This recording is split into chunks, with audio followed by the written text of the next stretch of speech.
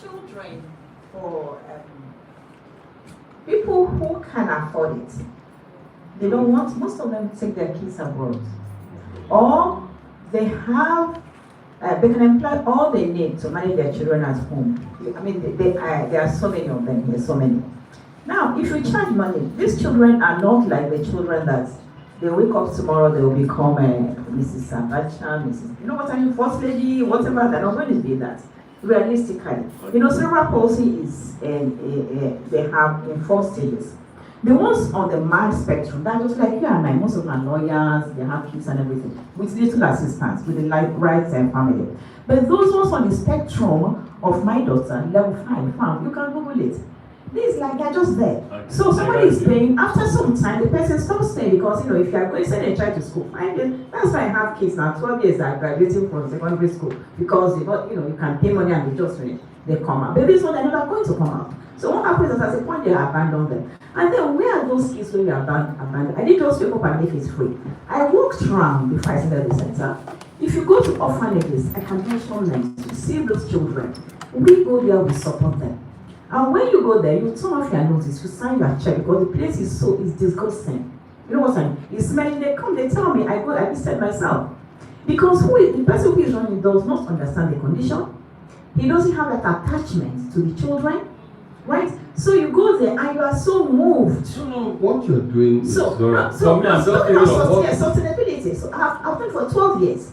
And I think I can prove that it is. So what am I doing now? Families, they are now coming. Those families who are not able to work because they cannot take their children to, you know, they can't take care of their children. They're not take their children. So now I'm employed. So all of us work, all of us go there. How do you pay them? How do you sustain this? Yes, we sustain people.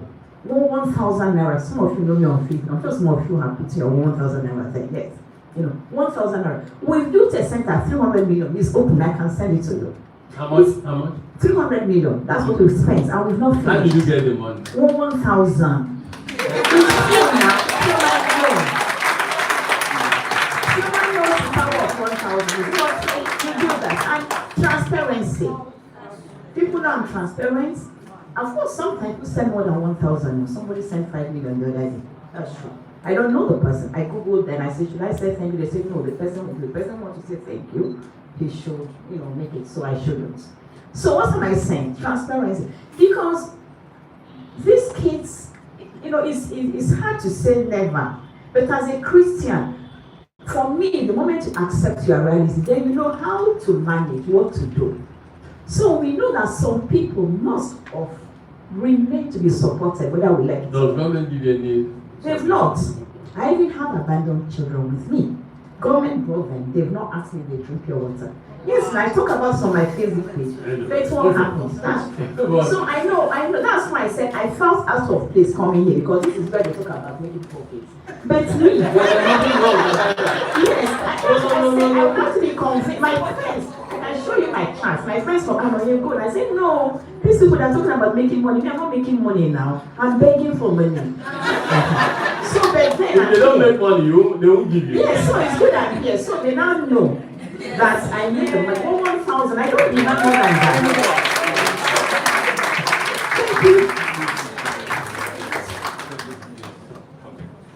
Okay, so it's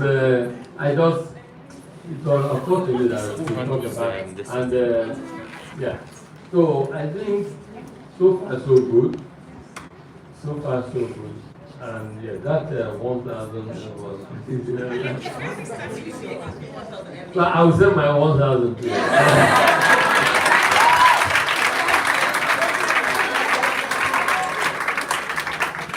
So you deserve at least encouragement. I will come back to you.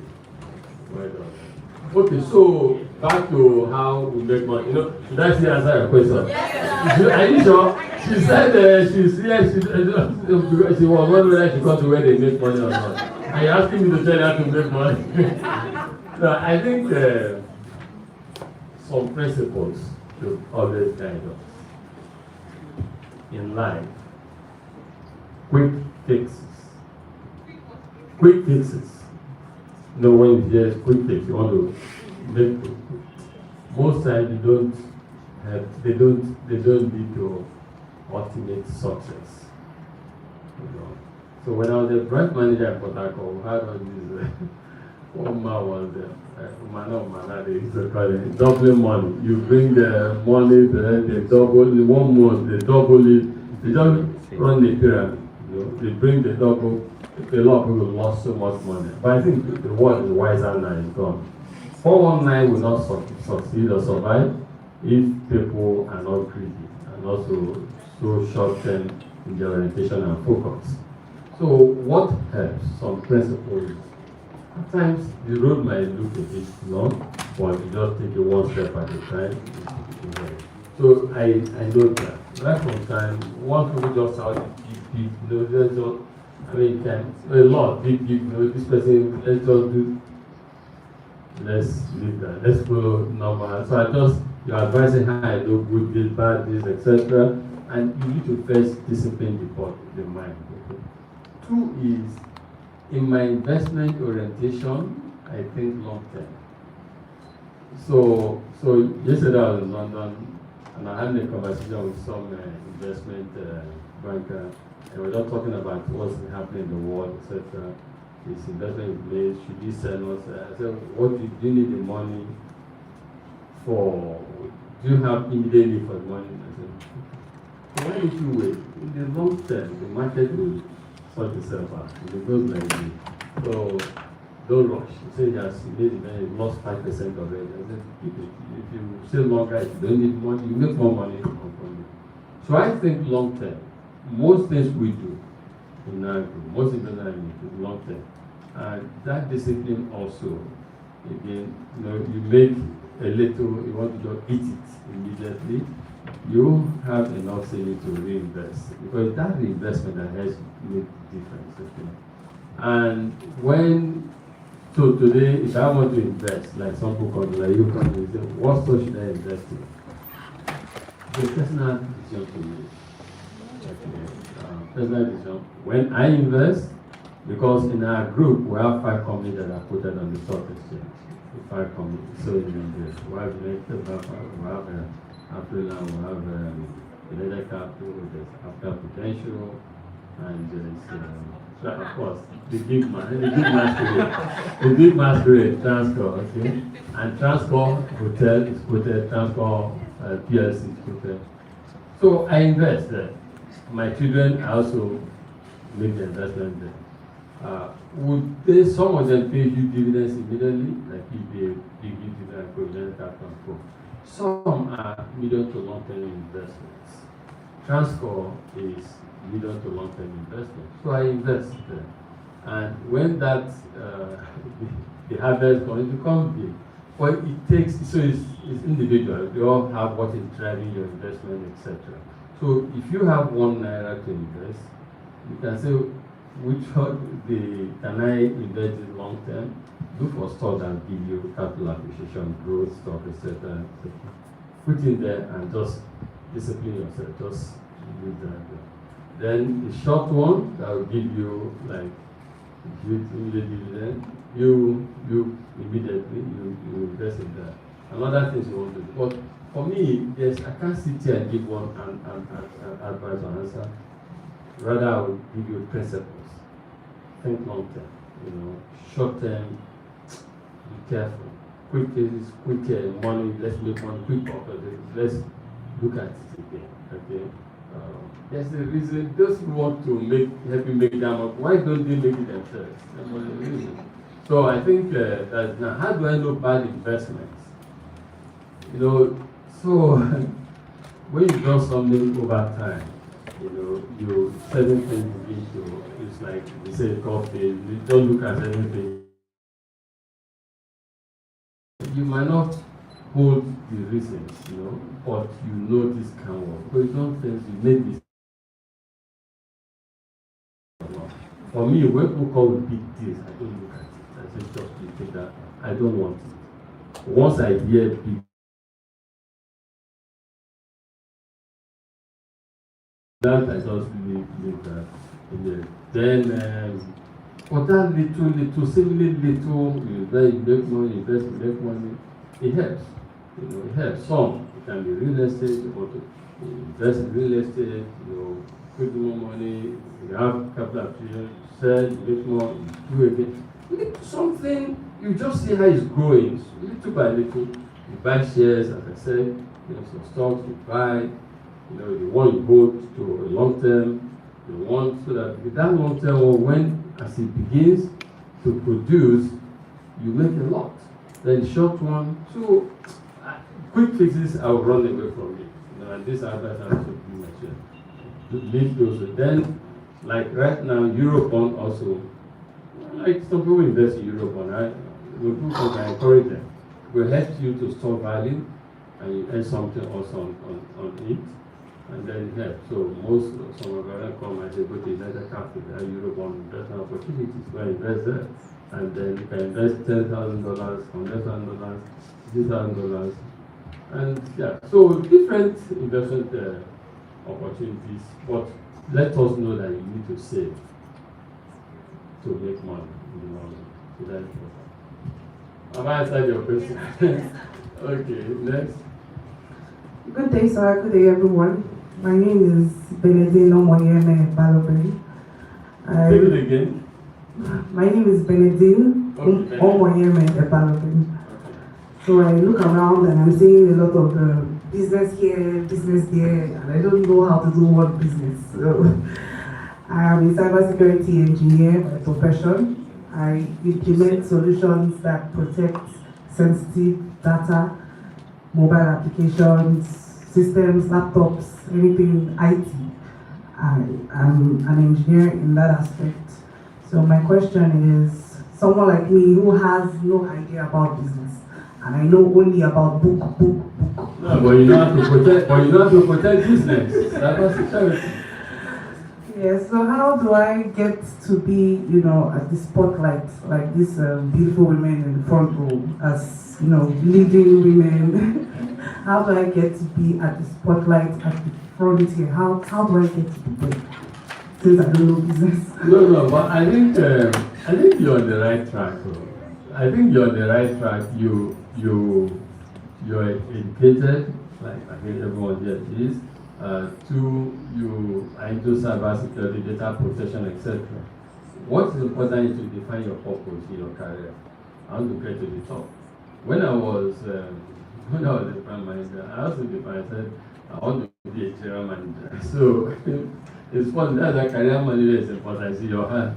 So every evening, or not every evening, but like often, almost always, I'll just check what's the promotion cycle, how many years on the level, okay, if you're excellent, you're this, so I multiply, so at this level, at this age, you can get to this, so that's why also as business leaders, we must create a merit-driven organization.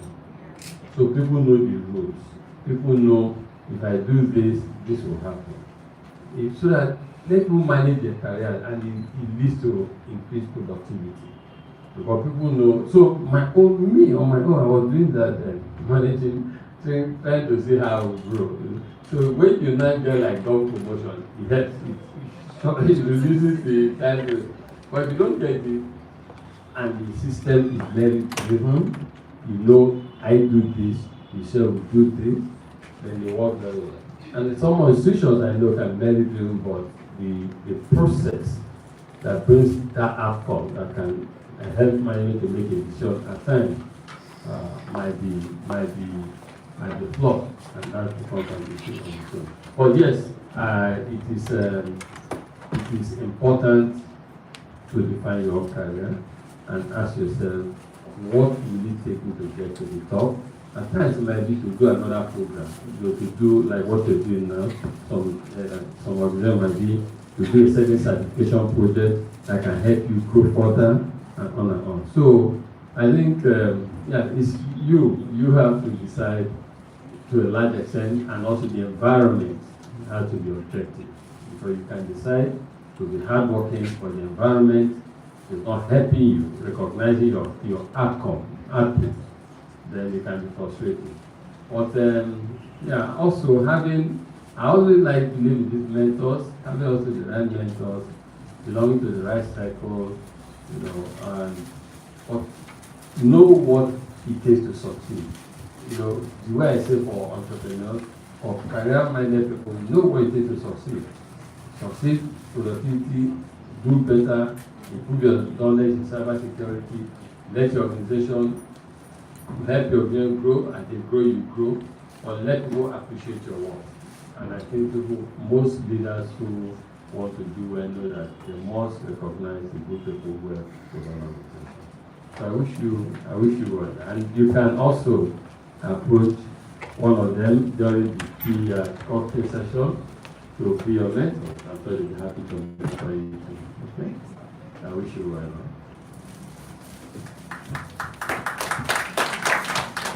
How many left on this side? Let me know how well we're doing. No, we're not, no new hands. No, here was 11. Almost, I think you lost that because it's more than 11. We have a lot here, about 40. Okay, quickly. Okay, good evening, sir. Good evening, everyone. Thank you so much for this opportunity to be here. My name is Goodness Wanchukwu. I'm a marketing and communications professional and also the founder of an NGO, Carries Black Project. So what we do is we are a youth empowerment organization. Our focus is on reducing unemployment and poverty amongst African youth, really. And we do this through digital skills training, business support, and access to work opportunities. I was really excited when I was selected, even though I know the Entrepreneurial Foundation is mostly targeted towards business owners, and no, but what you define as entrepreneurship is what we stand for: poverty alleviation, job creation, youth empowerment. Yes, and then you focus on supporting entrepreneurs, and I was hoping there is opportunity as well for NGO leaders or NGO founders, because yes, I know you are going directly to the individual themselves, into the entrepreneurs, to the career professionals, but there are some of them that may not get into your programs, that may not access these opportunities, and that is what we are here for. So I would like to know if Tony Aluminum Foundation also provides support to NGOs as well. Okay, thanks. By the way, well done what you're doing. So, as I said earlier, we're not a passive foundation. We are active and implement. We come out down, but we implement directly. Some organizations have implementing agencies and institutions that help them to do their own. We do our own. And our team here, they do. So we don't operate that way. But again, as I keep saying, from time to time we see how, because we have a lot of global reach and relationships, how depending on what someone is doing, how can work with the person, provide support the person through the foreign or other contacts that we have. But what you do is align what we do. Youth empowerment, job creation, totally. Digital, economically empowered people, now the base is the foundation, digital. So we note your interest again. The directory we set up will have everyone's interest in themselves and support. Next. So once we take just two here, we take this side and we'll go online because we have time. We'll go online. I have time to making my response short now. We'll go on, please. Good evening, sir. Good evening, everyone. Thank you so much for this opportunity. My name is Doris Chinasarili. I'm known as a storyteller in Nollywood. Wow. Yes, I'm a filmmaker, faith-based filmmaking. Wow. My brand is called Hadassa World, and the two words that capture the essence of that brand is faith and creativity. So I built an app that streams just faith-based movies last year, and I teach and coach aspiring and budding creatives how to write, pursue their dreams in the creative world, because I started this in my university days. So I discovered that the younger ones need guidance as creatives, kind of restless and passionate, so they need some kind of focus. My question is about mentorship, sir. Sir, mentorship. When you have access to a mentor, and I wanted to ask, I assume you also had a mentor when you were building. How did you sustain access to such mentors? What do you expect and demand of them? How do you manage a mentorship relationship so that you get the most of it and you'll not cross the line, lose out on what you should gain. Because for me, mentorship is like the biggest form of blessing you could give anyone. So how do you manage the mentorship relationships you have and then able to grow? So I think growing up, my number one mentors would be my parents. I just started seeing certain things and telling myself, yeah, just learning. Also, when I started working, my bosses, my immediate boss and overall boss were Akin Johnson and Bandy were also my mentors. Not in the way being branded today, but like I like them and I was learning from them.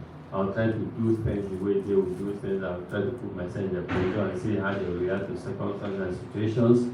And to date, I still do the same thing. But my daughter was telling me today she saw someone called my mentor today. She finally got my former boss. And just today, and two of us were just gisting about it. We were both excited, because, and that's why I say to leaders, you must create that connection with people who work with you, so that 10, 20, 50, this now comes from me to my daughter.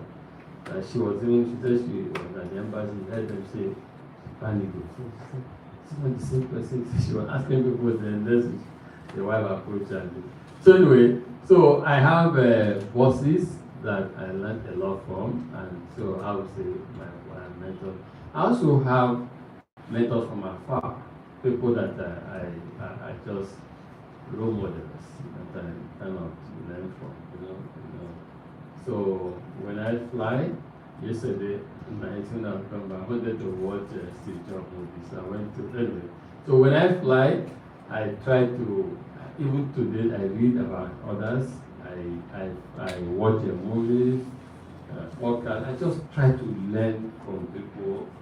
Because what I tell myself, when I'm in this kind of situation, how will this person react? How will they deal with it? And my colleagues, they know, I had a session last week or 2 weeks. I mentioned a name of someone in this country. I said, it's one of the people I respect. We are competitive, I respect it. I like the way he thinks. I see the manifestation of his thought process.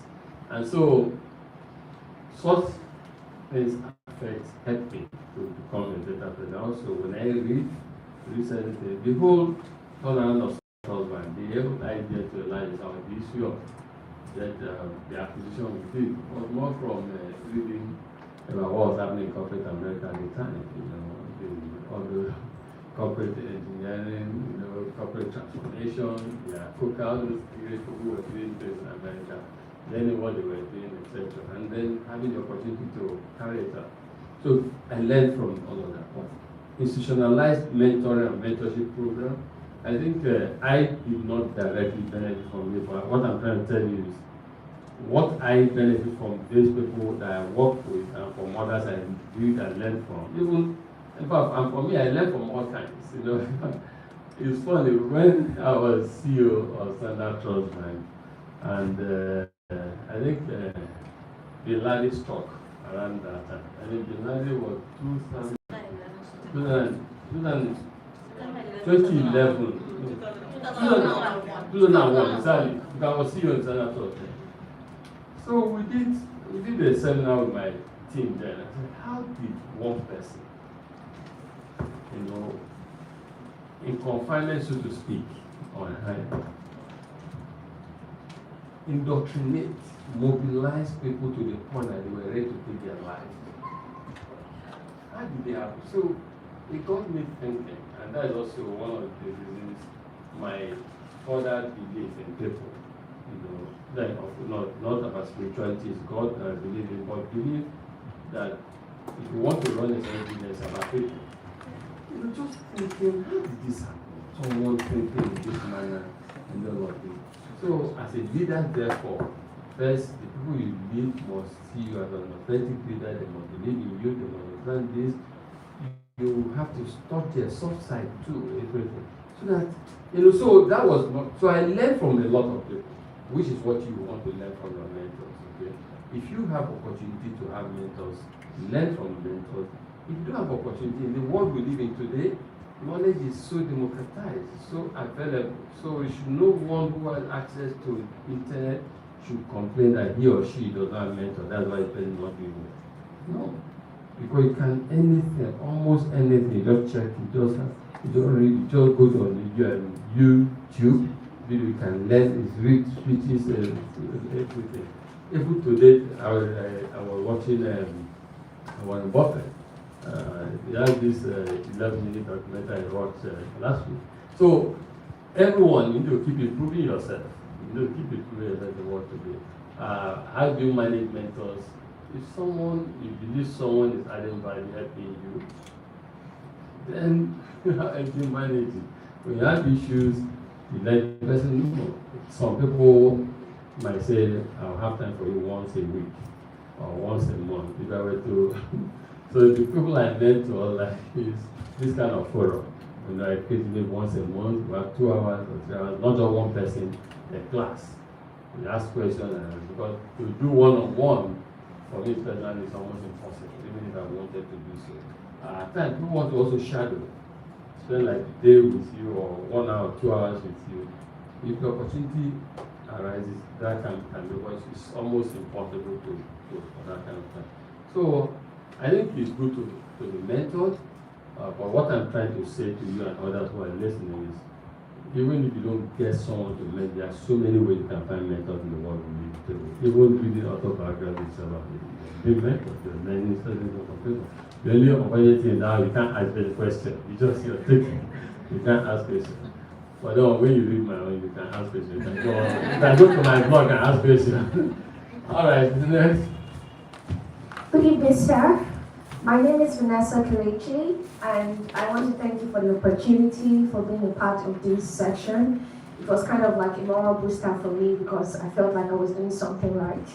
So I'm a corporate compere, a lawyer in learning, a front-end developer, a chartered arbitrator, and a corporate communication specialist in a holding company in Africa. So lawyer, IT, what? Yeah, I learned how to code last year. I never believed I could do that, and yeah, so I also run 2 business startups, and I run a logistic company in Edo State and a souvenir company in Lagos State. And when I look back at when I want to run a comparative analysis as a business person and as a corporate career person, I feel like I do better in the corporate career space. So early this year, I made a very tough choice to focus more on my corporate career because I think I need to tighten my business acumen. So I plan to. I can tell you that you have it already. The way you do that, you have it. Thank you, sir. That's very kind of you. So I also do a little bit of public service and community impact on a very small scale and a large scale through my partnership with the International Bar Association, the United Nations Migration, and the African Bar Association. So, sir, I have 2 questions to ask you. My first question is with respect to your business career or your career as a whole. I want to ask you, at what point did you have to make a very tough decision or you had to call tough shots in that actually kind of struck a very defining point in your career trajectory? The reason I'm asking this is because I want to know at what point you have to make tough choices that did not align with your business principle, a time you had to broker a deal that you were not very comfortable with, or you had to work with an investor that your goals did not align. I really want to know because it's important that I know this because it's kind of influencing some personal choices I have to make currently. And then my second question, I would appreciate if you can answer them together. My second question, I plan to work as a fintech lawyer in the global finance system. And clearly now, it's a tough career decision I had to make this year because I felt like I do so many things and I need to really focus on one. So I decided I was going to start out a career on that. Please, can you give me some few directions on how to go about that? I think it's very good. The first is we all as business leaders who make decisions every day and make tough and soft decisions every day. It goes with the terrain. Okay? So what I would say is, I can't stand out here and give you any answer. I have to be careful so that you don't say what this man said this is what you need this circumstance. Everything is situational. There are so many things that connect, right? So to make it so, but I go with principles. I try to make sure that no sentiments. And it's so easy for us to say that, but it's tough because it can create even family problems when you say you want to take decisions straight, professional decisions, no sentiments in the workplace. Same thing. People. So I have had to make thought. I do it to make thought decisions. And what I say to my colleagues is the decisions I make as to the limit to make those decisions, I'll take with different. I will differ. But as the chairman of SODs to make sense because you're building to last. Your people are watching you as a leader, every action decision you make or you fail to make. And at times you can deceive yourself thinking that you are not watching. It's a lie, they are watching. The fact that they keep quiet does not mean they don't know that you fought that in the sense, and they know when you make wrong decision. Even you yourself, you know you made the wrong decision. So it's normal. And I reverse myself also. I think I made a decision that I reverse myself. So most time I would say that I make wrong decisions if I don't know the right thing to do. So when I realize the right thing to do, I reverse myself. So, and that's why at times you make some tough decisions, but the individuals affected, for instance, I see your friends. Because personally, nothing wrong, So people say, some experts here say, be tough on issues, but don't be tough on people. So that is important. So we will solve it. Now on your career, so I think that's how I would like to answer your question, because I want to start one by one the wrong decision. I do make wrong decisions, that's what I said, but I try to learn from my wrong decisions so that tomorrow I make a better decision. For me, it's a continuous improvement. That's what I strive for. Okay, now about your career, I think I advise someone to look at everything again and see, what you want to focus, emphasize the most, and then you try and belong to that world, because you can't belong to too many worlds and want the different outcome. So that's what I would say. And then, but if you have a specific question, you can ask, join the corporate and ask the question. Broadly speaking, I would say that the career options you want to take on, to be able to give out what you know is like this is what I want to now focus on. Human wants are insatiable. Always remember that. But you can only do one thing at a time. Alright, next. I think something wrong. Let's just take two here and we will take this side.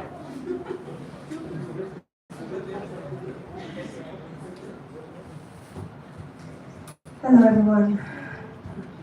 My name is Titi Medoye. It's such a pleasure to be here. Yes.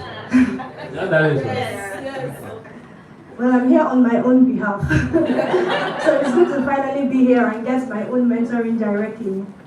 I'm Nigeria's first international board certified lactation consultant. Lactation consultant? Yes. And I run a company called Milky Express where we manufacture breastfeeding accessories and supporting good. I'm also co-founder at a health tech solution providing solutions to infant and maternal care across Africa. So my first question, I have two questions, very short. My first question is, having seen your life and watched you grow as a successful businessman, I also see that Dr. Wele is also very successful in her career as well as in her businesses. And I'm sure that for her to be able to get there, raising 7 children at the same time was not easy, and it would have come with a lot of support from you. So how would you first of all advise women in this kind of situation to be able to some way, somehow pull out the support that they need from their partner? And then my second question, has to do with Dad, are you listening? Dad, I'm going to call you to answer this question. So my second question has to do with staffing. There's a very common joke among startups that startups usually get the leftover of the labor market. And you find that it's always a struggle to decide between how much you can actually pay someone as a startup and how much the person deserves, right? And how do you create a balance between you as the CEO, who should be involved in more core strategy work, than doing the nitty-gritty in terms of putting structure, institutionalizing, systems and all of that. You don't want to have to be the one to do that, but because you have not been able to create a proper team, you cannot afford to put together the huge team that can do that for you, but you still have to do the work. So where do you draw the line? Where do you stop? Where do you start? And where do you leverage staff support? Okay, let me take it from the second and I'll go to the first. So for the second one, first is, I must say that when you're starting a new business, you have to fold your sleeves, really. And if you watch the job movie, or how it all started with the days and go, you get to the point where you now begin to have more support. But someone like you pass that level from what you say, manufacture this and that already, etc. But for new people starting, where you necessarily need to follow it. Because in fact, that is where that bonding begins to occur. What I was saying to someone before, that how you work with your staff, how you engage your staff, very, very important. When you all together doing the work, it creates a certain very unique bonding that others in bigger organizations don't get. So let's take advantage of that when we're in smaller organizations. Two is, it is a tough thing to actually get good. I discussed with someone today, one of our leaders here today, getting some programmers to support her is not so easy, and employers must begin to adapt to the realities of that also. So for you and other tech startups, maybe co-sharing different ideas can begin to come up. But right now, some people even have 2 jobs these days. They do this, so it depends, but yeah, it depends. So one, about you can put your sleeve and be involved, and people you help to create that spirit you want. And 2 is to let be more creative. Before we didn't know about this virtual meeting. But someone like me, I'm a meeting person, I like this code like this. I didn't know that I will migrate someday to a platform that is like second nature now. I don't even mind, but I like it now. So for maybe some ideas can come on how to fix a problem. They say that necessity is the mother of invention. Because since it's an issue you guys have, then the solution must be there. I think it might be in the area of sharing, and people from anywhere can do any work. Now the first one you raised about why Daddy is thinking about what to say. I think the world has changed. It's no longer about. There are times, about the past couple of weeks, I looked after our 2 boys at home. I was in London with other BJs, and so I'll tell friends I'm babysitting. So I think the world has changed. It's even fun. I think that era of I'm the man at home. I think has changed in life. People, it doesn't really matter. In fact, my wife, she's listening. I don't know when last she cooked for me, but I can't even remember when last she cooked for me.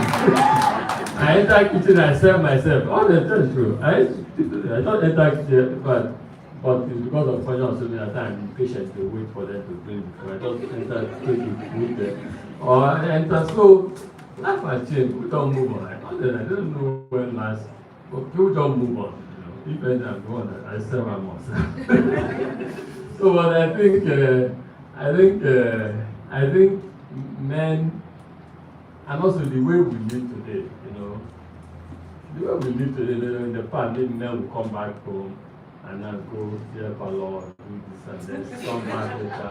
I don't think people have time for such things. I think they walk home, they travel, they go. So I think But your generation might be different though. But I think ultimately is your work with your friends. You know, you live with your friends, you know, the husband and wife, and then everyone's contributing also. Everyone's contributing. If I'm a woman and say, don't want me to go working, okay, we'll provide everything. Let me be happy sitting at home. But I think things are changing. The sacrifices that parents have to make to live together to bring up kids together, we should always do that. We support each other. Okay, let me go to this. Okay. Seven. Yeah. After this, I take 3 online. Take some here. So that, but I'll take the online people definitely. But okay. Let me take a few here. I take 5 here. 5. Cut to 5 here. Go. Good evening, sir. This is a joint question. I don't need maybe now. This is a 3-year beneficiary now. 3-year beneficiary. 2016, 2017. Okay, well done, guys. Good evening, sir. My name is Chom. I'm a 2016 Entrepreneurial. This is Nelly. She's a 2017 How we doing well? Yes, we're doing well. How we doing well? Very well. Very well. Very well. Wow, let's clap for that. Let's give it up. I know Nelly.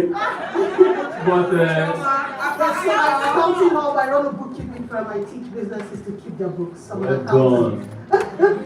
Thank you. So, in December. Well, have you seen this our hairstyle? Wow. In December last year, Nelly and I lost 200 million naira. We invested in a tech agri startup and we lost 200 million in cash. So we spent the whole of January doing EFCC, police, zone 2. The story is plenty. Lawyers, back and forth. We started recovery. We got to 40 million, 34 million last week. The monies are coming back. But it got us to start thinking. What were we really looking for that we put our money and then it got lost? We wanted 2 things, safety and capital appreciation. We wanted to put monies in less formal places than the banks. So we went online and we asked our friends, would you like to save 1,000 daily for 180 days? In 9 hours, we had 3,000 people say yes. So we've come together to build a startup that is going to help people save and get some little capital appreciation. So we're building a community-based savings platform where my mother can bring all the umuada in her village and save with them. And you can bring everybody your data is what? And you can bring everyone in householding and save with them. People can create communities saying, we want to go to Dubai in December. Let's all save on this platform. So people can save as communities and as individuals. Our question, sir. Today, in the last 5 years, Nigerians have lost over 300 billion to Ponzi schemes and wrong investments. How can you help us? Put a foot in the door with your finance, connections with the UBA family. We have thousands of followers who want to save money in communities. We don't want to bother about the safest place to put it. We want to take that money and trust you to keep it while we bring the people. So that's why we're here. We have the people. Thanks. I was wondering where this question was going to. I was wondering. Okay, I note your question, and your question, I will hammer this great platform for us to have a meeting. So, because we were speaking and thinking about, so we'll have a meeting, like next week, 2 of you and I will have a meeting.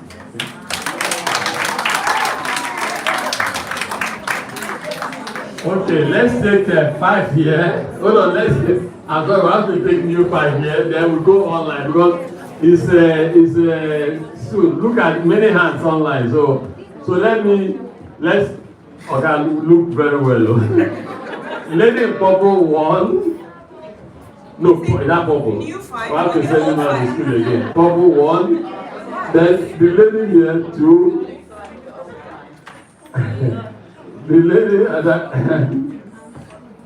The lady in yes, you 3. Okay, two more, eh? Two more. No, you have to sit down. Oh, okay. Who? Yes, almost we take one, almost we choose the remaining two there. Let me not be biased.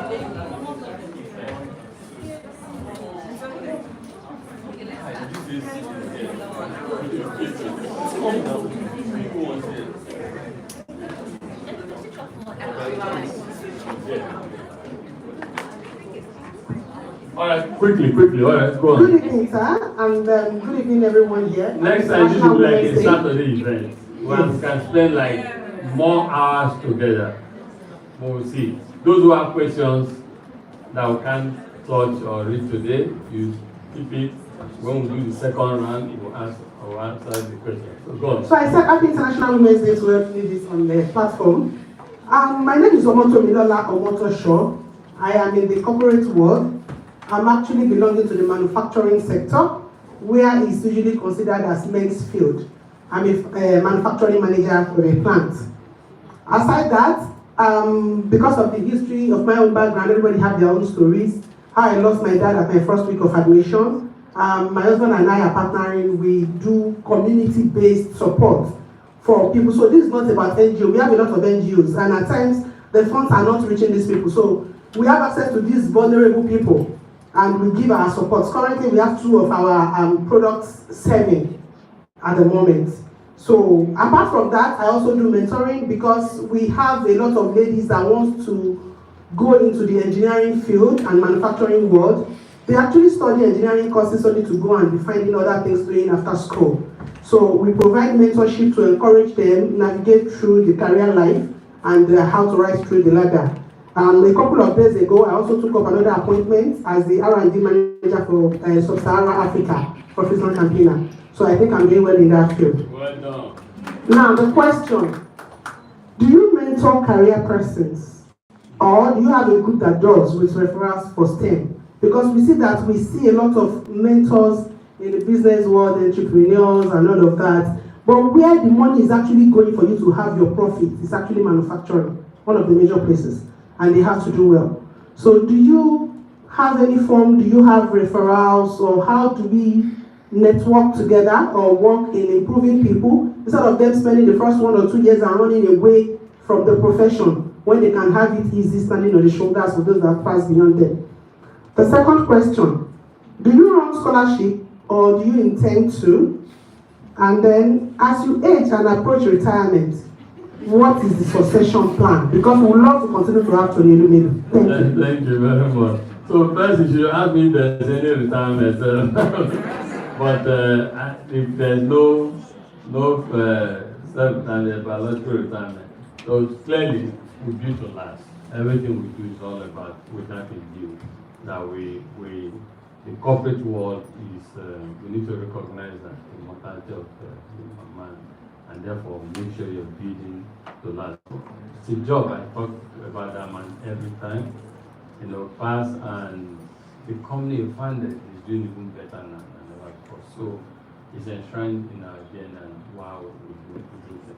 But coming back to the first question about mentorship, and again, I think I've answered that already. That personally, this community, this is where I mentor. I bring people together, and then so it's not just like one-on-one. I bring people together, and then we talk. So this is not the first. I have different communities I interact with in this manner. The professional people, career people, do I mentor them? People who work with me, for me, I think it's a daily thing. We talk to each other, we discuss, etc. And I create the platform for us to talk once in a while. Like I said, we just finished a 4-day session in Abuja, just trying to improve our leadership capabilities as leaders in the group.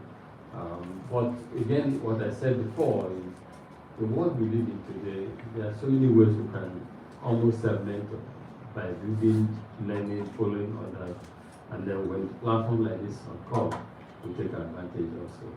So, but let me wish you continued success in your career. I like what you do. Manufacturing, when is listening, I'm sure some of our female leaders will think about businesses going to that sector. Thank you. Next person.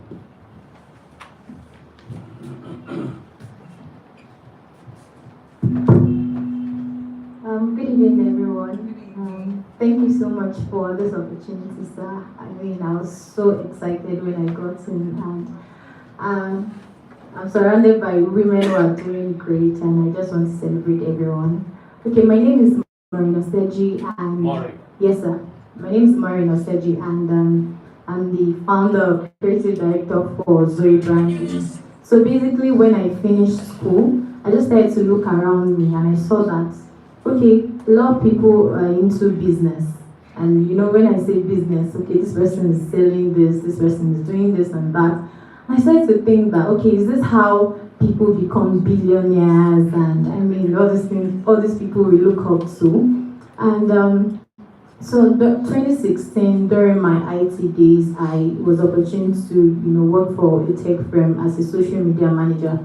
And that knowledge was what I was using when I went back to school and to manage pages for people and individuals. So when I came out, I started to look at that gap that this is not enough, right? That businesses needed more, at least the ones I was seeing. And I decided to take it upon myself to start Zoe Branding. So basically what I do with Zoe Branding is I help small business owners to build profitable brands, because when I started to learn, I found out that it's not just enough to say you are doing a business, right? You have to build to last, like you said, sir. So how do we build something sustainable out of nothing? So basically that's what I do with that, sir. And I also created Zoe Brand Hub. It's a community where we have weekly conversations that can help our businesses. That's IWD, baby.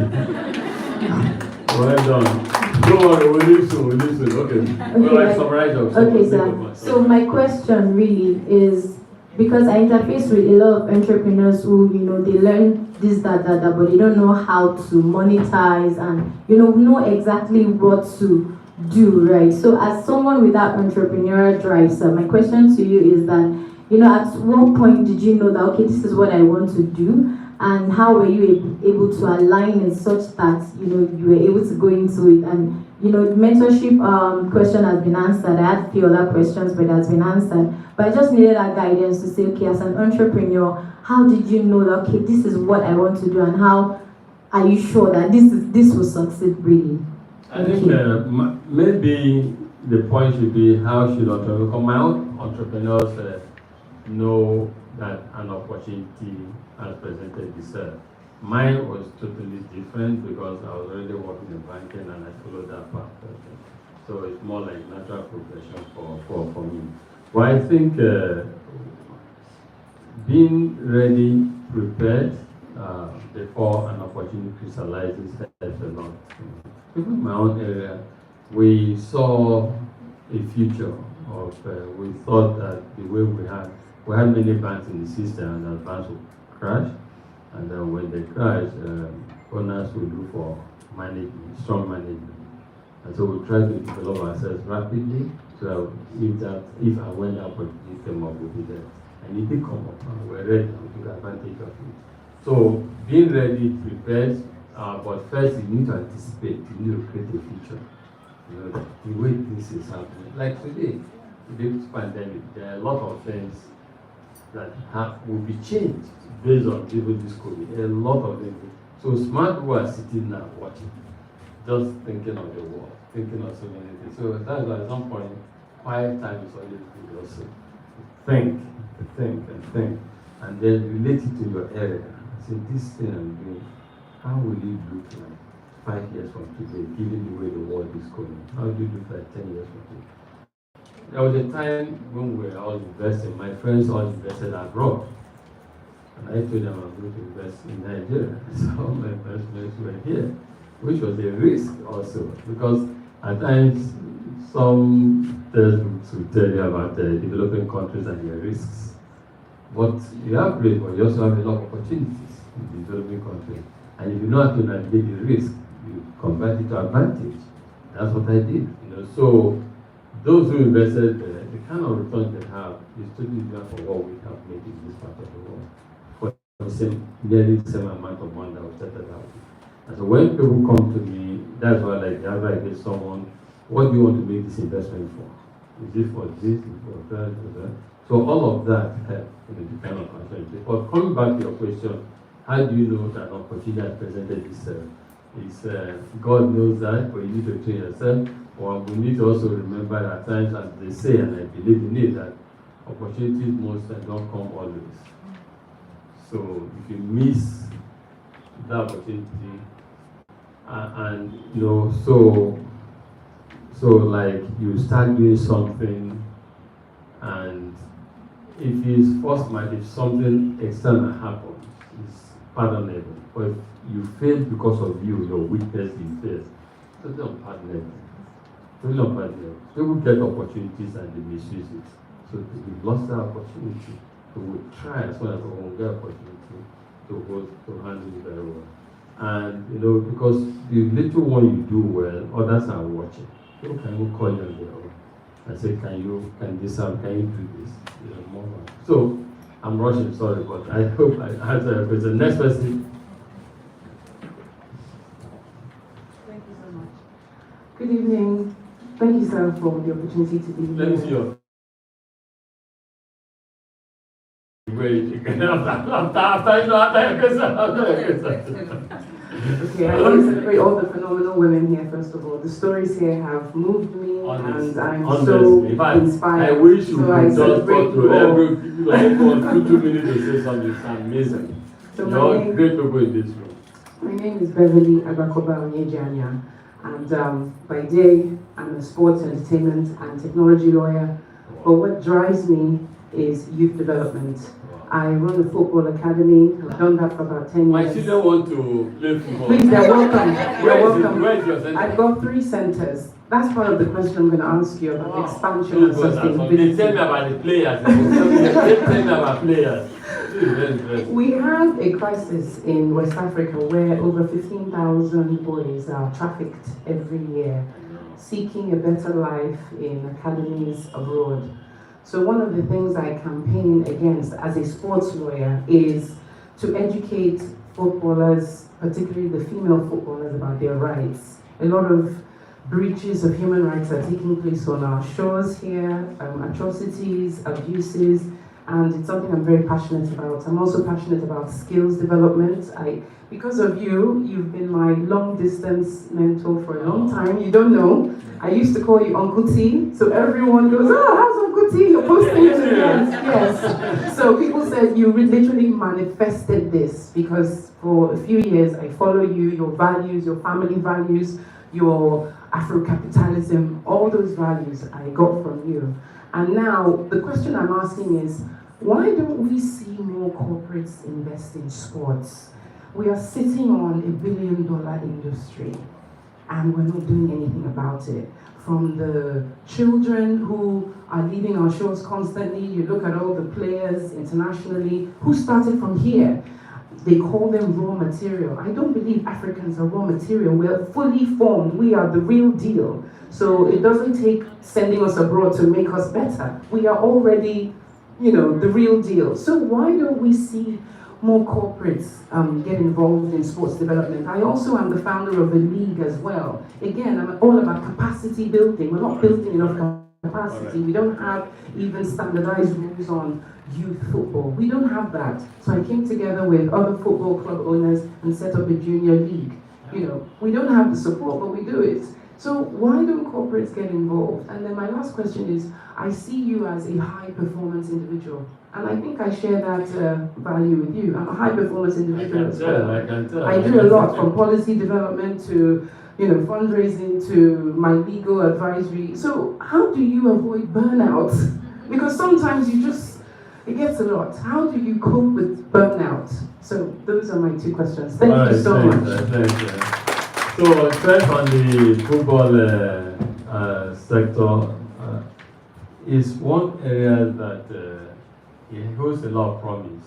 Or in fact, I tweeted something, I don't know if you follow me on Twitter, about the creative yesterday, about the capacity we have and how I believe that with the right leadership, these guys, will change Nigeria and our continent ultimately.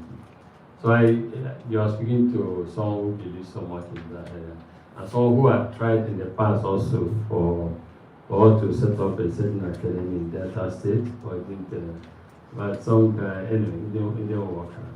And I love soccer. I don't play, but I love it, and I'm happy. I'm sure my children are going to play. My boys are going to play. So corporates are interested in that. I know we want to do UBA Chairman's sport competition, UBA Chairman's Cup across Africa. So it would be nice to talk with someone like you and see what we can do together. I don't know if you watched. I was in Cameroon to watch. I was in Cameroon. So I was in Egypt last time too. So we tried, but let's see how the corporate can be going to. So it will be nice, guys, for us to have a conversation. We should have a conversation with that thing. So we don't bore the house. We can talk more about that. But now on the second, on the burnout one, I enjoy what I do. Yeah. A lot. I enjoy what I do a lot, a whole lot, and so I think that, in my view, I think that is I will even suffer if I don't do what I do now. So I think that is the difference. I think when passion meets the work, then it becomes very pleasurable. So I'm sure what you do, it seems like you enjoy what you do, because the way you spoke about sports now, about football, it comes from a deep place of passion. And I'm sure you'll be like me too. So well done. Good to meet you. 2 more, right? Then we'll go on. Is it 1 or 2 more? Okay. 1 and then 1. Good evening, sir. Good evening, ladies. Thank you so much for this opportunity. My name is Constance Omagbemi. I'm a maritime regulatory lawyer. I work with the Nigerian Maritime Administration and Safety Agency. How did you guys choose all the people here? Stop. Okay, sir, your leadership qualities is something I've personally, I've had to use you as a spotlight to my organization, and everybody had something good to say about you, and the goal was to imbibe some of your values in public service and all that. So I have a request and a question. So on the request, so in 2020, I won the Employee of the Year of my organization. I was nursing a baby and I was pregnant as at the time I won that award. So following that win, I got inspired to write a book called The Diligent Worker, because diligence is a part I've always, even when I worked with 2 of the leading law firms in Lagos before joining public service. So diligence is a part I've always followed, and I see my sisters here, a lot of entrepreneurs. One of the challenges my friends face is having competent workers. So how do you get, so that is something I'm passionate about and I wrote about. So in the book, I share 12 practical principles to achieve excellence at work and in life. And I read a post you made a few days ago, maybe a month ago. Sorry, one meeting, guys, please. Where you shared 7 practical tips on success. And one of the key things you talked about is hard work. And that's one of the things I addressed in my book. So I would like you to share your perspective. Everybody talks about hard work, hard work, hard work. What does hard work mean to you? How have you been hardworking? So I see hard work as it's a sacrifice. So what's the biggest sacrifice you've had to make to be hardworking? So that's the question. Then for the request, I've finalized my book, and the only thing I've been looking for is a diligent person that has achieved remarkable success to write the foreword for the book. So I'd like to request you to write the foreword for my book.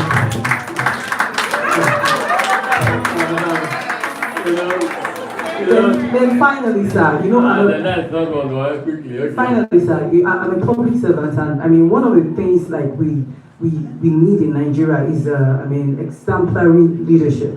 So I know you're a man driven by vision. You already have a vision, but do you have any interest in politics at all? And if you don't, if you're appointed, you're called upon to serve Nigeria in such capacity, is this something you'll be willing to take on? Thank you. What capacity?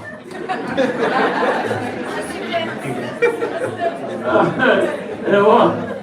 Anyway, so let's put it this way. On the first, I'll end with the hard work, but let's talk about the forward.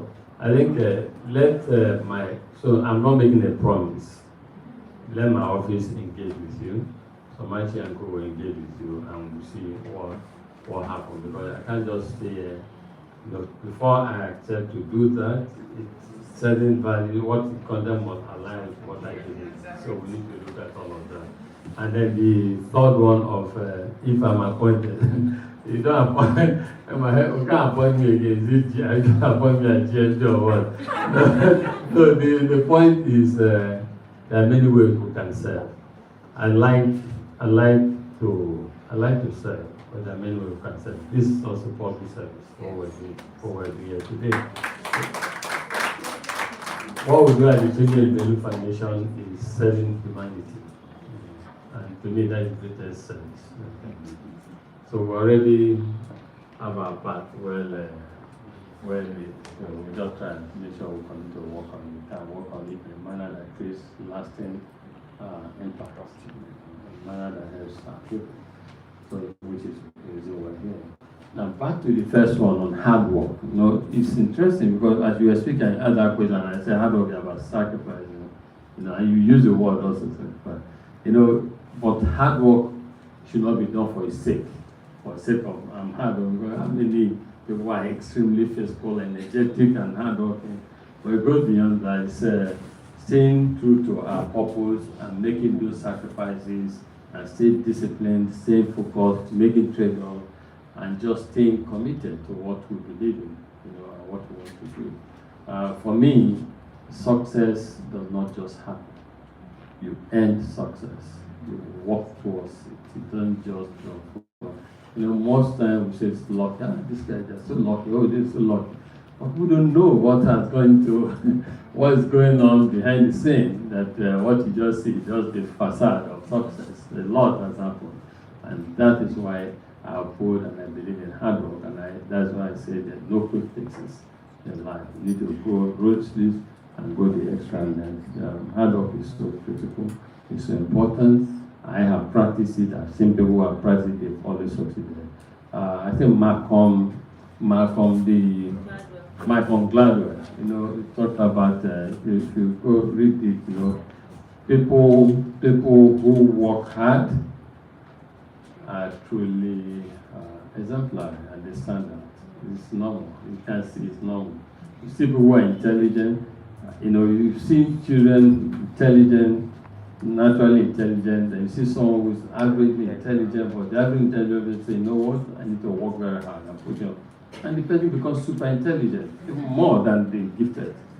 So hard work is so critical. And it's in fact, it's something I preach to everyone, at home, everywhere. I always say you need to work hard. And hard work doesn't kill. Okay, next person. And then that will be the last from this side, and I go.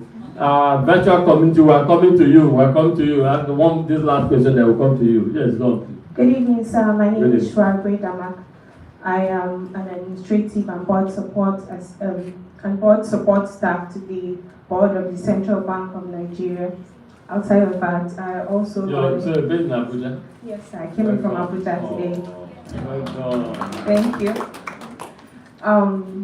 Outside of that, I also run a non-profit that provides free education for internally displaced children. So when you were responding to the first question, you said we should try to get people to buy into our vision. So my question is this: when your vision isn't exactly, no matter how convincing you've tried to put it out to people, when they don't seem to buy into it, what do you do? Like, have you experienced something like this in the past? I want to give you an example. There are a lot of them from Northeast Nigeria, and the truth is, because a lot of people don't know about them, if we ignore them, they are an impending doom. A lot of those children, from my interaction with them, have said that when they grow up, they want to be soldiers. And when I ask them why, the reason is because they want to go back and fight. So it means that if they don't have the opportunity to be soldiers, they'll still go back and fight. It's just that they'll go back and fight illegitimately. And right now, even within the IDP camp, some of them already constitute a menace. Like, you go back, there are times that we've had events there and a fight erupted, maybe because we brought some things to share, you know.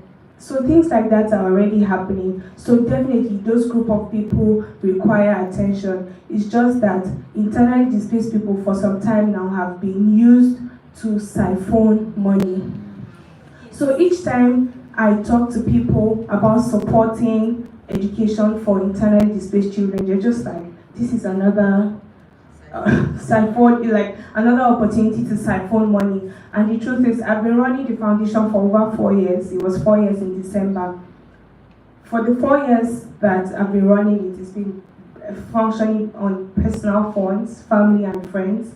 I recently had to employ a COP member because it required intense attention, and because of my 9 to 5, it was difficult maintaining the balance. I'm currently paying the COP member from my salary. So getting people to support the initiative is challenging, and I don't want to move on from it because I know why I started and I know what the challenge it can constitute in the future. So here's another advice I have. I mean, this is my question, and you remember in the beginning you said we can advise you as well. Now, a number of people here have spoken to you about running non-profits, and they've asked you why UBA doesn't support. Clearly, you can't do everything, and you are already doing so much. This is an opportunity to commend you, sir. Well done, sir. You're doing a lot. So, I just want to suggest something. Under your foundation empowers youths that are entrepreneurs. So, I mean, running non-profit is also a form of entrepreneurship. It's social entrepreneurship. And because of how far you've come in life, you interact with certain people and you have a network. You don't have to sponsor them yourself, or maybe you can build a branch under your entrepreneurship program for people that run non-profits, and you can show some sort of credibility before you introduce them or you find a way to support. It doesn't have to be from your pocket so that it doesn't stress you out, or you can leverage on your network to find support. Maybe you can start with the women that made it here today. It doesn't have to be, I also don't want to sound selfish because I run one myself. It doesn't have to be the women, because maybe some other non-profits have reached out to you to support, but I am suggesting it as a branch of your entrepreneurship program. This will be social entrepreneurship, and they will show some sort of credibility before you support. Then my third, this is the final one. So, today is International Women's Day. The theme is breaking the bias. We started International Women's Month with the rejection of 5 bills by the National Assembly, by our lawmakers. 5 bills that were trying to ensure inclusivity for women. Now, you are an influential man in the society. You're not a politician, but you're influential. Sometimes, if we look at it, some policies in Nigeria and some laws even tilt towards influential companies or companies run by influential people, if we have been reading the trend.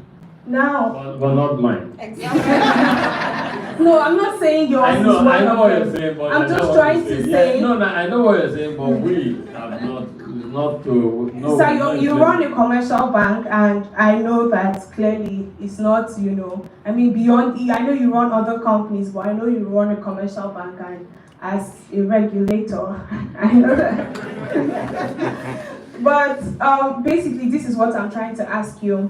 How can you leverage on your network and your influence to push for some of these laws to be passed? Because, when talking about gender equality, I'm not one of those people that says reserve seats for women or reserve things for women. But the truth is, the current political environment doesn't even allow women thrive enough to be able to have equal status with men politically. So definitely we need some sort of reservation, at least for the current political environment. So how can you use your influence to support that? This is International Women's Day, and you brought us based off on International Women's Day. So how can you use your... Well done. First is, I think, which state are you from? I'm from Plateau State. Where? Plateau State. Okay. No, I must commend your calling, because you know why I asked you for your name. I didn't think you were from Northeast, and then I'm like, what led to that? Maybe that is another conversation in charge. What inspired you to start this?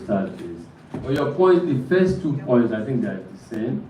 Issue of the advice for the foundation, the corporate Nigeria, advice for the foundation, how we can get others to buy into your vision so that there'll be more resources available for you to continue to do what you do. And I agree with you, and I say that, and others have said it even before me, poverty anywhere is a threat to mankind everywhere. So if these guys don't live in a good, don't bring them up well, it becomes a problem for the world, for us, the neighbors, and for the larger world in the future. So what you're doing is good for all of us, and we should support you. Personally, I've supported that endeavor with over $1 billion before they launched more than one to Northeast, etc. I supported, I think, 1.5 billion naira then. So we see a need for support in that area. And I know the Vice President of Nigeria also wanted to do something, he called us also for them to also support the initiative. So that not, in fact, not, the truth is almost every part of the country now has their own IDP.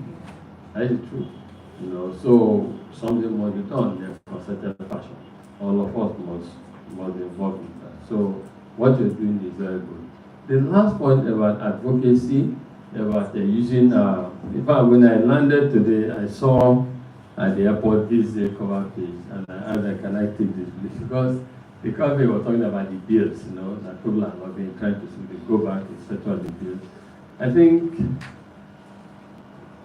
you know, in societies you have things like this, but then people come together to see, you know, give and take, how to push things forward. There are some of those bills I believe deserve fair consideration, you know, and truly, I truly believe that something will happen. I truly believe something will happen. We all are throwing our voices and hoping that the cultural, or I would say religious, the cultural belief, you know, that is holding us back in some areas, that is adjusted quickly so we can flow in the 21st century with the rest of the world. Yesterday, I was in London. I had the rare privilege of addressing the top echelon of UK government, the Prime Minister, the Duchess of Wessex, some MPs, some ministers, and some private sector global leaders. And I spoke to them about the importance, we'll upload this soon on my, I spoke to them on the importance of women in the world, and why it's important that we help to upskill women, you know, improve their skills and prepare them for the transition, you know, to the new world that we're witnessing and going to witness more. And so anything that supports, gives more opportunity to women, I personally support it. We demonstrate that in our group. But we have more female CEOs in our group than male CEOs. And that is not from a place of reservation. No, it's from a place of competence. They deserve it. In fact, when we want to make appointments, we don't make appointments for a man and a woman who is capable. It depends who is a female, she gets it. It depends who is a male, gets it. But what we're saying is that you have more female CEOs in our group. And so that is what we believe in. Any public conversation or policy advocacy that will help to make this more entrenched in our system, we do so. And you speak to someone who has 5 daughters, so I know what is the importance of this. Okay, so let's go to our online friends. We have 7 online, right? Very fantastic. Go ahead. Fantastic. Okay. So we can go and have some champagne before it's too late. Can you go ahead, Oluwaseyi? Permit your mic and speak. All right. Good afternoon, sir. It's a pleasure to be here. Good afternoon. Well done. Where are you at? Okay, my name is Oluwaseyi. No, where are you at? Yes. I'm based in Nottingham, UK. Wow. Well done. Thank you, sir. I am the founder of the Pan-African Women Empowerment Network, and we work with helping women to succeed in careers and in business. I'll talk about what we do much later, but I have a comment, 2 requests, and a contribution to make. First and foremost, I've followed you pretty much from the beginning of my career. I started my career as a consultant on the UVA transformation project. You're kidding. Yes, sir. That was in 2007, January. Post the merger between Standard Bank and UVA. Wow. So, yes, I have followed you, and I will never forget the day I saw you at the just about entering the lift, and I was too scared to enter the lift. So, yes, I have followed you, and I also, in terms of my comments, I attest to the execution excellence that you demonstrate in all your organizations. Working on that project, it exposed my mind. It's really, I think it was the foundation of the discipline that I put into everything I work. Because in my mind, first I was amazed at how could someone, lead such a big merger, which was, said to be one of the biggest mergers in sub-Saharan Africa. How from Standard Bank to now merging, with UBA, I think it was phenomenal. And I attribute it to 2 key things: the power of your vision. Sometimes it's like you are more like a fortune teller. You know what's going to happen, so you begin to prepare for it. Because sometimes your decisions and your actions we don't understand what you're saying. We don't understand why you take that decision. For many years, later down the line, when we see the changes that happen in the macroeconomy, we now understand, the reason for that. So I see that a lot. So now, my question is then, how do you then, because how do you come up with such audacious goals, right? Those audacious visions. Yes, we talked about understanding the trends, but it goes beyond understanding the trends. What really propels such big, hairy, audacious goals that you go after and you almost always, achieve it? That's my first question. Then, my request. I happen to have the privilege of sharing the same birthday with you. Yes, I was born in the same Happy birthday in advance. Thank you, sir. And I was born exactly 20 years after you were born. So Happy birthday. 2 birthday requests. I just finished today, interestingly, a book on that I call David Strategies, and it's just looking at the story of David and Goliath in the Bible, and how startup companies can leverage on the strategies that David had used to defeat Goliath. It will be my pleasure, sir, to have you write, comment, review, or write a foreword for that book, because I plan to launch it for our birthday. A second request. So I took some time off work. I've been in my career has spanned about 18 years in HR strategy, and I left in 2020 as the MD of an outsourcing company because I wanted to go back to school. So I'm currently studying in the UK. And why I'm going back to school is because the change in the world and how technology is changing the world of finance is of interest to me. And I want to see how we can leverage blockchain technology and decentralized finance and the changes in how technology is driving finance to see how we can bridge the funding gap for entrepreneurs in Africa. So my request, I finished my program in September by September this year. How can you help me come back to the corporate world, leveraging on the experience that I have, leveraging on the learning and the knowledge that I have gotten to begin to position to effectively help female entrepreneurs. Don't mind them here. Don't mind them here. So, by the way, that's another thing you need to learn. In the world, at times, I said it earlier actually, you don't get opportunities twice. You take advantage of it. Okay, so let's go on. Yeah, so quickly, so that we can Okay, go. so finally, and there was a lady who spoke earlier who said she was a cybersecurity person and she wanted to start a business. What we do at Pan-African Women Empowerment Network is to help women start businesses. And we've worked with over 1,200 women across 33 countries in Africa who can testify to the impact of what we do. So I'm happy to help you. We're running a cohort that is starting in less than 2 weeks. I'm happy to include you in the cohort even though you did not apply. I'm happy to help you go through the program. I'm happy to even personally recommend a mentor that will help you, achieve your goals. What you wanted was how to grow in her career, but I'm sure she will take advantage of what you're saying. And let me start from this last point, because this is one of the things I would like to come out of this platform. I don't want it to just be an IWD event and after it's all over. We need to have your names, your directory, and then be able to network.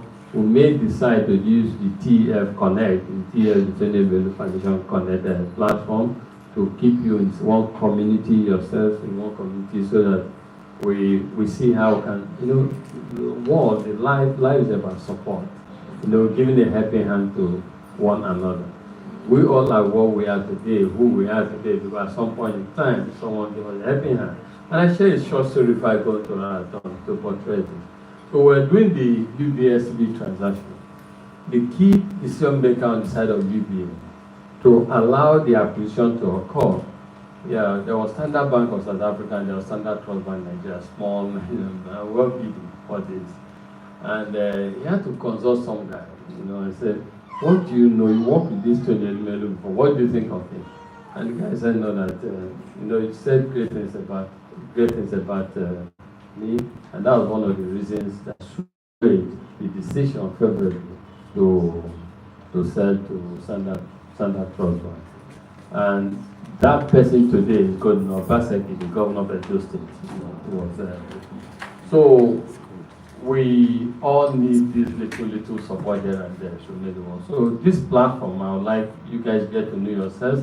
And I was going to ask two of you, TF professional. You met on that TF platform. You knew each other before then. We did meet on the platform. You knew each other before. Yes, we did each other before. Before you applied for the program. Yes. But I'm happy the way you're both collaborating. It's one of the things I want to talk about when I meet with you guys. So on your point, the issue of let me start with the forward. I think again, like I said before, we have Somachi will reach out to you so that my office will engage you and will take it from there. Without making a promise, but we'll see. I can even make my own comment on that Samson and Goliath thing, because what we have done is almost, we came from nowhere also to where we are today. So it's a conversation, a blog, and they like to contribute to show the output. Then there's what I call the, not me, by the way, but if you read Sun Tzu about the art of war, there's nothing we do today in the corporate world that they've not done in the military before. There's what they call the concept of creeping colonization. And there's also the concept of coming from the flanks instead of frontal attack. So what we did is more like that. So the Goliath was one more, Samson and Goliath is more of this weaker person having ideas how to navigate and just hit at the right place. So we did a similar thing in a way. We decided, for instance, we spearheaded branch bank in Nigeria. When I say spearheaded, before us, we had First Bank, UBA, Union Bank, they had a lot more branches. But we were the first new generation bank to really go out and an integrated online retail fashion, 100 branches within a short period of time across the country to do money transfer. Because we said we couldn't write a check to support ExxonMobil or the big corporations in Lagos, in Nigeria. So let's go outside. Then we grew significantly from outside and came to the center. So it's like coming from the flanks.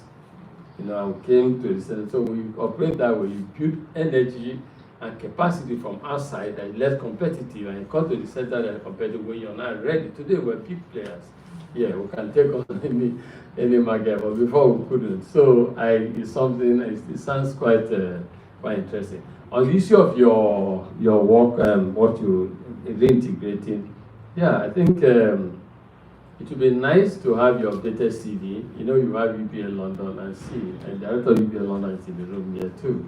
To have your CV, and we send to them and see if they like, especially for somebody who has been part of, who has some of the DNA tangentially, or to see if there's the opportunity there. And then I think, have I forgotten, left anything? I think that's okay. Next question. Okay. In Tisa Basi, can you unmute and speak? So much when you said you see. Everyone, good evening. My name is Intisar Bashir Kulfi. I'm a northerner from the northern part of Nigeria. I'm an architect by training, and I'm the founder of Ifric Eco Solutions. It's an enterprise that produces products and services which are eco-friendly. So one of our products is to upcycle plastic waste into interlock tiles. Plastic waste like, the pure water, sachets, and your shopping bags and bin bags, because the plastic pollution cannot be overemphasized in the world now. So, and we also use PET bottles. You all know what PET bottles are, like your Coke bottles, to build buildings with it. So recently we wanted to start building eco toilets, that's eco-friendly toilets, because Nigeria is the champion of open defecation in the world. So we're trying to see how we... More than India. Yeah, we have already overtook India. So what my two questions are, because this year's slogan is gender equality today for a sustainable tomorrow. So we started our business, and I started as a passion, not to make money, because I wasn't very familiar with business and how to make money. So it was after it evolved, and we had so many demands of our interlock tiles from people. They want it, but we don't have the capacity to meet their demands, because we lack some of the machineries to use, and we couldn't access grants or people to invest in the business and stuff like that. So my two questions are, what advice do you have for me on how to upskill this business, how to get funds to buy the required machineries that we have? Because even people in Lagos, like the person in Land Bank, because we were at Lions Den to seek for investment, people want to invest, but we want to know how to source for money, because everyone is advising us to go for loans, but even getting the loan is not even as easy as people think it is. And when you get to the interest rate. Yes, and I can see that all the women here are doing, fine in their business. It's not like us that are in the manufacturing industry that is very difficult to thrive in this country. So, and the second question is there any room for partnership with either Tony Elumelu Foundation on making this eco toilets in some IDPs, because it's popular here, or some vulnerable schools, or somewhere even as a CSR of, or maybe UBA or CSR of the TEF, that's the foundation. TEF already is associated to CSR. But don't worry, we understand the point you're trying to make, and this is what we preach: being indefatigable, you focus on what you want and keep pushing one day to happen. I think the point, the lady is gone, the point the lady from Central Bank raised, okay, the point she raised about having like an arm of TEF look at that to support how to support entrepreneurs is one of the things we will take away from here and think. I'm always very careful, so that we don't reconvene next year and say, but you said you do this, it's not done. No. We will take things back, we will review all the suggestions that have come here, and we'll see what we'll do from there. But what's important is there's been a lot of useful suggestions that have come out of this place, and we'll definitely work on it. On the issue of a partnership, whether TF will be, TF, that is not the kind of investment TF will make, but again, we'll see if we can engage and excite other people who are so inclined by way of calling or business intervention. As you can tell from what I've been preaching since I've been laser focused, you want to change or save the world one day, you might not even succeed doing anything at all. So we just want to keep our eyes focused on what we want to do and seek, using our platform as was recommended, see what we can do to support others. But please, whatever happens, don't give up. Giving up is not a way. Great, accomplished people don't give up easily. And just keep trying. Okay, I think one last question. That's the last. Okay, great. So, No, Chairman, there's one more. Okay, quickly. Okay, Kathleen Go Mogeti, can you unmute and speak? Thank you so much. I'm so happy to be here. Mr. Elimel, I just want to share with you that just about 2 hours ago, as we are in this session, I just received a notification that I've been selected for the Mandela Washington Fellowship.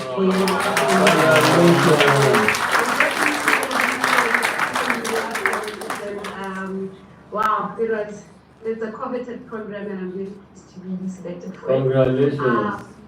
Thank you so much, sir. I'm speaking with you from Gaborone, Botswana, in the southern part of Africa.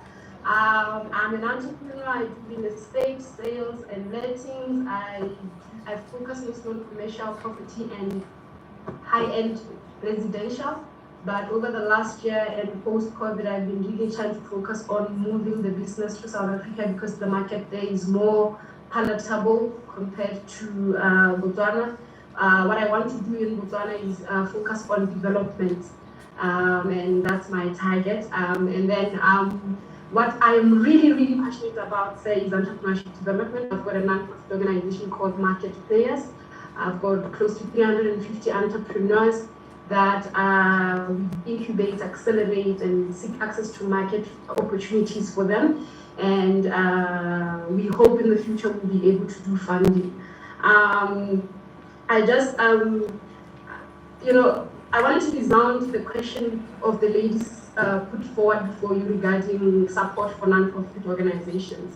Just to say, we don't always necessarily need to be funded per se, but to be put in the rooms where we can meet the right people and to also have backing from people such as yourselves and Tony Elimel Foundation to just give us that weight when we speak to development agencies to support us. We do a lot of voluntary work. We've done work with the United Nations Development Program. We've done work with the Ministry of Investment, Trade and Industry here in Botswana, where we are working on the African Growth Opportunity Act, and we're trying to leverage AFCFTA to get Botswana products into America. But we want to do that with support of, in collaboration with African entrepreneurs. So I just want to request you, or sort of invite you, hosting a fundraiser event in September. I want to invite you to Botswana, Mr. Elimelu. You're gonna love it here. We've got a lot of the best fish in the world, and we've got a lot of diamonds, and so warm, so lovely. You're gonna love it. I want you to come and meet our entrepreneurs, Mr. Elimelu. We see the excellence that you are doing and how we can sort of integrate. When is this? October, you said? September 8th, from the 8th to the 10th. Okay, so my office will discuss with you. We'll see if it's visible. But well done, Well done and congrats. And again, I think we're creating lionesses out of Africa. I'm quite impressed. You guys, you have to see the moment. Well done. All right, thank you. Okay, so I think it's been an exciting. How long has it been? Just 3 hours video. Someone wants to talk again? No.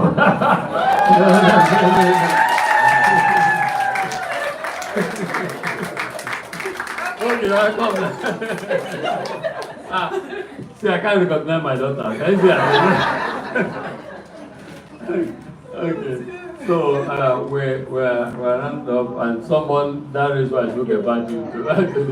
Anyway, so let me give it to Ed. So nice to see you guys, and then we'll go and champagne after the 10 million. Thank you very much. This has been a long session. I want to see what the time is. So like 7 p.m. In fact, at the point I saw a lady leave, and I think it was about 6 o'clock, and I said, oh no, the poor lady has probably given someone an appointment, and so it's going away. But I realized she was bringing in the IWD baby. Okay, so good evening, everyone. And let me start by saying Happy International Women's Day to everybody in this room and everybody online as well. I think all I want to say really is thank you all very much for coming here today. The fact that you're here shows that this day is important to you. Thank you to those who are in the room. Thank you to those who are online. And thank you to the men who are online. Because I think, yes, but I think it says a lot. Yes, I know they want to hear some nuggets from TOE, but I mean, there's other opportunities. But they chose today to tune in, and today is what it is. It's International Women's Day. So thank you to everyone. I cannot leave here without, I don't want to waste too much time because as I said, it's been a long day. But I think it's very important to talk about, you know, why we're here. International Women's Day, we've heard a lot. I'm sure there are lots of people who've learned 1 or 2 things. There are lots of people who have reaffirmed whatever it is they're doing in whatever areas they've chosen to, you know, play in. But it's International Women's Day. So I just want to say to everyone here that I think we remember that all the time. It's good that there's a day like this today where we can take stock, we can acknowledge what other women have done, we can think of what we need to do. Sometimes it seems overwhelming. What do I do? How can I help? But I think I just want people to realize, every woman here to realize that once you're doing what you are doing, then you are contributing to the development and the progress and the upliftment of other women. Because whether you know it or not, whether you like it or not, that you succeed in what you do will help someone else. There will be some other lady, I mean, someone talked about the powerful ladies in the front row. So, you know, that's how, with the front few rows, that's how it works. You succeed in what you want to do. These are things we know, but it's good to hear these things over and over again, because sometimes you think, why am I doing this? Or sometimes you think, as I said, what can I actually do to help other women succeed in what you yourself are doing? And that will help other women. That will help someone else looking on. That will help someone else who is thinking, can I give another woman a chance? I mean, I tell my children that as black people, I'm sure they're tired of hearing me, that as a black person, I don't represent myself alone. So I mean, I try to comport myself properly wherever I go, because I say to them, I represent every black person there is. And so in the same way, as a woman, when you succeed, when you do what is right, the chairman talked about governance. You know, when you do what is right, you represent every woman everywhere. And the fact that you're doing what you're meant to do right will open doors for other women. So, you know, it's nice when we do things to help women. I, for instance, I sit on the board of the Ellen Johnson Sirleaf Center, which helps to increase participation of women in public sector leadership. So, you know, we can do things like that, but we don't all have we don't all yet have maybe the ability, maybe the platform, but let us all in our own way. I don't want to take too much time. The point I just want to make, please, is don't underestimate what you yourself are doing as a woman in your own space for yourself, which as a ripple effect will help and affect all other people positively. Thank you all very much. Happy International Women's Day. Somebody asked, can I ask a question? Yes. Somebody asked a question. I'm sure you heard the question that how you have 7 children, how Titi Pedro, yes. Oh, okay, you got the name. So tell them, does your husband support you? 190%. So what magic? How did you get it to start supporting you? Is that what you asked? Yes. Is that what you asked? You know, this journey didn't start today. As young as I might look.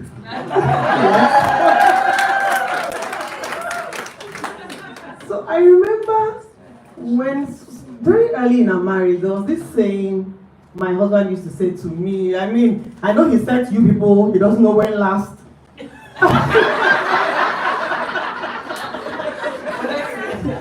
used to say to me in Igbo, you have to say it again. Ogoli man sodie. I can say something about Agala can say better.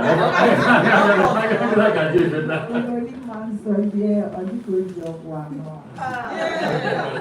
So a woman who knows what her husband laughing. It looks like it would appear like she is using Otumoko. So, but I mean, it works both ways these days. So it's not this is just a saying. It's a saying as old as time, but it works both ways. So a woman who knows what her husband likes, a man who knows what the wife likes, everything works out well. So I think it's just a case of everybody, doing what you know you need to do, trying hard, putting in that effort. So I think that's basically it. I don't know if that answers Titi's question. All right, thank you very much. I'm going to take pictures. I'm going to take